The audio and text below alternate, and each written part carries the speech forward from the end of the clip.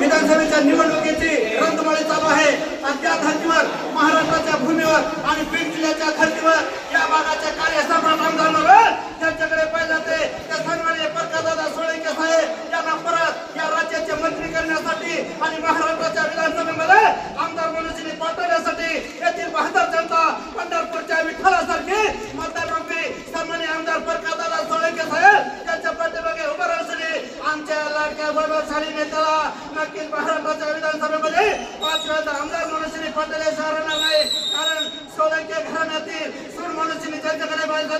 त्या पल्लवी वीरेंद्र सोळंके या प्रचारासाठी दादांना विजय करण्यासाठी फिरत असताना त्यांच्या प्रचार सभेला देखील नागरिकांचे मोठे योगदान मिळत असताना दादांना नक्कीच विजय करू अशी प्रतिक्रिया माजलगाव विधानसभेचे मतदार ताई न देता ताई नागपूर ताई आपण अत्यंत भाग्यवंत वीरेंद्रभाई सोळंके यांचे आतंकीने सौभाग्यवती असल्यामुळे आपल्याला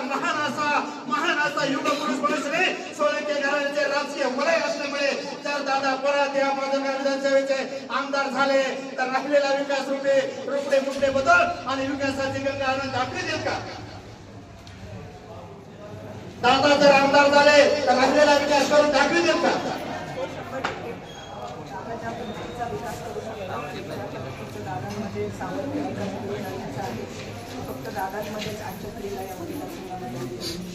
सदरील पल्लवी वीरेंद्रभाई सोळंके म्हणतात याची बहादर जनता आमच्या दैवत असल्यामुळे त्याच्या माध्यमातून सन्माननीय प्रकाशदादा सोळंके 5 वेळा या माजलगाव विधानसभेचे आमदार होऊ शकले नक्कीच विकास रूपी चेहरा मनामधून दाखवली अशी माहिती देताना प्रचारामध्ये अग्रेसर असणाऱ्या सोळंके घराणे असून पल्लवी वीरेंद्रभाई सोळंके लाईव्ह देवकाला माहिती देताना बोलतात पत्रकार बाबूराव तिरके